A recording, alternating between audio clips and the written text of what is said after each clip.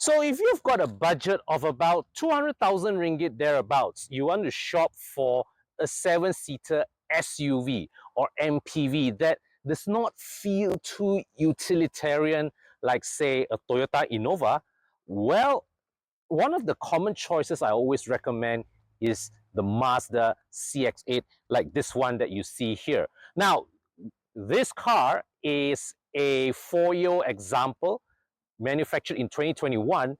It's available for just over half the price. But there's a catch, there's a caveat, and the question is, you dare to buy or not? Now, the general consensus when it comes to buying a Mazda is that in most cases, you really are better off with the petrol models. And for the likes of the Mazda 6, the CX-5, CX-30, I would agree without a doubt. You really are better off with the petrol model. Okay, now why is there such a discrimination against Mazda diesels? Well, it is because of many documented cases of Mazda diesel cars. They have this situation where coolant just shoots up like the aftermath of a volcano massage, and the whole engine bay is covered with coolant splatter. In fact, this very car suffered from that some point last year. I think it was September last year. And what happened was that at that time I was still running the car wash. So our team opened the bonnet up. We saw that, wow, the whole engine covered with coolant. So I helped the owner send the car to Mazda Service Center. And the best part is this, the car was running normally. There was no overheating, nothing. The car was driving normally, but there's the coolant stain in the engine bay. So the Mazda dealership that I sent the car to in Sungai Besi, they helped install a brand new engine from Japan, right? Brand new zero mileage engine from Japan. And the engine additionally came with a 2-year warranty. And apparently since then, this car has barely clocked less than 5,000 kilometers. Now, the thing is this, with the Mazda 6, with the CX-5, relatively smaller size cars, yes, I would think that a petrol engine would do great. But for a 7-seater like the CX-8, all things being equal, my opinion is that a diesel engine is a much better choice. Okay, because see, with my philosophy when it comes to big people carriers, you're always better off with a high torque engine. Okay, and it is not for you to go fast. It is just so that when you are carrying your family fully loaded, 6 people, 5 people, you want to be able to go on the North-South Highway, right? That stretch of the Menorah Tunnel. You are not in the mood of speeding, right? You want to be able to gently pull the car up that slope, with about what, 2,000, 3,000, less than 2, 3,000 RPM, and not feel strain. Okay, that is what a diesel engine can do. The other alternative would be a large, at least 3 to 3.5 liter upwards 6-cylinder or 8-cylinder engine, but those are, well, expensive to run. So cars like the CX-8 diesel, or even like the Kia Carnival, for example, diesel power makes much better sense simply because you have access to the low-end torque that allows you to pull the weight of this car with low RPMs. Where passenger car diesel engines are concerned, Mazda's diesel is pretty unique. The experience of driving a Mazda diesel versus a BMW diesel, a Kia diesel, it's very, very different because Mazda calibrated, they tuned this engine to behave almost like a petrol engine. So you don't get that surge of torque like you would get in, say, a BMW 520D. You don't, all right? The buildup of power of acceleration in a Mazda diesel feels almost like a large capacity, naturally aspirated petrol engine. Now, that I leave it to you to decide whether it's good or not. For me, I think it's a good transition from people who come from petrol engines. But of course, the flip side of it also is that the fuel consumption advantage of a Mazda diesel or the regular petrol model isn't as significant versus if you were to compare a 520D versus a 520i. All right. With a in BMWs, Volkswagens, the Germans, or even Hyundai Kia, right? The diesel engines versus the equivalent petrol models, you see a big difference in terms of fuel consumption. With Mazda, not so much. And that, I believe, is really down to the way Mazda set up their engines, because both, remember, their petrol and diesel engines have 14:1 compression ratios. So with the much lower compression ratio with the Mazda diesel engines, what you get is that you get almost petrol-like smoothness. Okay, you still get a decent amount of torque because of the turbocharging, but you don't enjoy the characteristic diesel fuel efficiency. But refinement-wise, I would say that this Skyactiv D engine, it actually does feel smoother, more refined compared to an equivalent BMW diesel engine. So mechanically and cosmetically, the CX-8 is pretty much a long wheelbase CX-5. So you can see the front end is practically identical to that of the CX-5 in terms of the bumper design, the headlights, the grille. The CX-8 has these horizontal slat grills, all right, but more prominent look in compared to the one in the CX-5. But overall, it looks like a CX-5 Lux, all right, the front end. Now, the side profile, this is where you can see that it is that stretched nature of the body. You can see the length of the rear doors. This really looked as if as during the development phase, they conceived this as something of a Chinese market special, where they like to always stretch the rear end. Now, as a result, proportion-wise, the CX-8 does not look as naturally proportioned compared to that of the CX-5.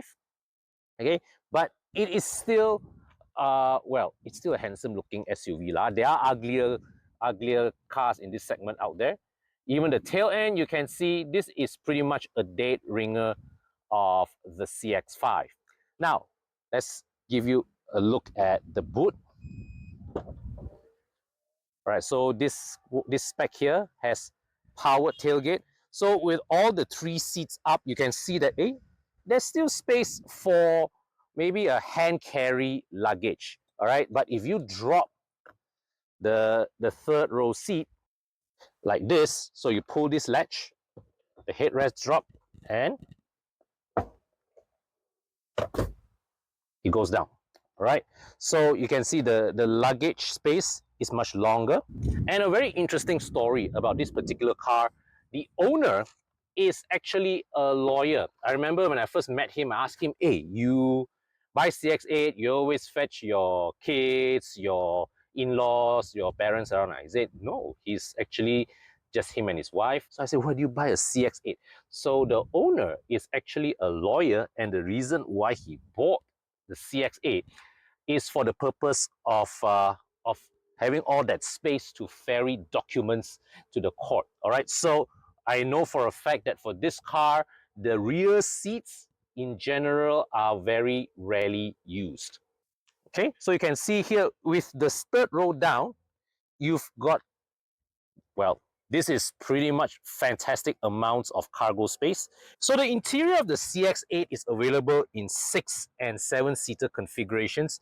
As you see here, this is a 6-seater model with 2 individual seats, and Mazda positions the 6-seater model as the higher option. So before I enjoy the amenities here in the middle row, let me show you accommodations at the third row. Now, one of the things that I'm really impressed with Mazda's packaging is how the third row, okay, look at the available leg space here versus the front. All right, now you see even the mirror already has decent leg room there. And here, I'm seated here and okay lah, headspace is a bit tight, but I've got plenty of room above in front of me. And look at this, more than enough space for my legs. Now, not so much in terms of thigh support, but compared to a lot of seven-seaters, three-row SUVs and MPVs out there, this is by far one of the least claustrophobic feeling spaces in that I've been through. And look at the way they sculpted this. Okay, so here there's a hook, right? Slot cup holder slots here, and this indentation here is for you to grab and pull yourself forward when you exit from the back. Now let me come into the middle row. So you've got rear aircon with rear climate control. You've got heated seats as well, not necessary for that. Cup holder and a full-sized center console space here. Here, this space here, as you can see as I put this mask down, this is very, very deep. Got two USB ports here. All right. So with this individual seating configuration, the CX-8 actually becomes a viable SUV in which you can actually be chauffeured in, because you know you've got that exclusive feeling of two individual seats at the back. Plus, you also got retractable sun visors. Now, the dashboard architecture is something pretty interesting. Okay, the way Mazda built this dashboard. So right here at the top, this top piece is from the CX-5. But this center console is a wider center console taken from the CX-9. So what it does is that it gives the front end, the cabin space of the CX-8, a higher segment feeling. For car interior design, one of the ways to signal that we subconsciously perceive segmentation of cars is by the width of the center console. So in the CX-5, the center console is narrower. Here, Mazda gave a wider center console, even though it's on the CX-5 platform, but they gave a wider center console, and as a result, if you sit in here versus there with CX-5, this feels a more higher segment product in comparison with the CX-5. So now, 5 years in the market, I think there's no doubt that the CX-8 is a hugely successful product from Mazda. Very, very well received. It serves it has all the right blend of attributes that people want in a people carrier, that they want something that is a bit more upmarket compared to a Toyota Innova, right? But they also want something, you know, more car-like, more refined, less bulky than, say, a Nissan Serena. Okay, so even though dynamically it may be compromised, not as nimble as a CX-5, but it is still way more car-like than a lot of other seven-seater MPVs and SUVs there.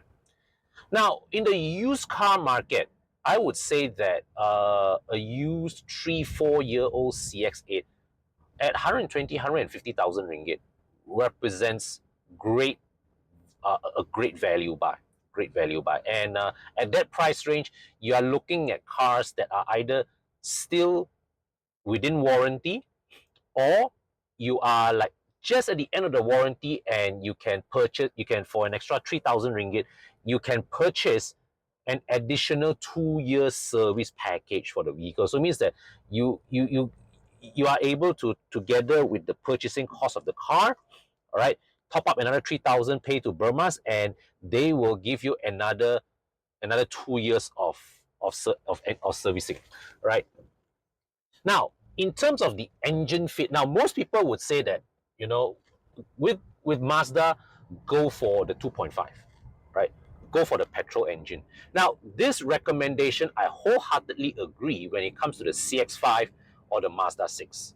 But with the CX-8, because of the additional load that this car will carry, and especially if you regularly have to ferry 5 people, 6 people across long distances, a diesel engine just fits the brief a lot better, all right, compared to a petrol. If you're talking about a 3-liter petrol V6, then yes, probably, right? But in terms of the availability of low-end torque, plus also the superior fuel efficiency. Now, Mazda diesels, granted, are not as fuel efficient as BMW diesels, but still, that combination of low-end torque, low fuel consumption, all right, plus the heavy load that the CX-8 has to carry, a diesel engine just makes more sense, right? But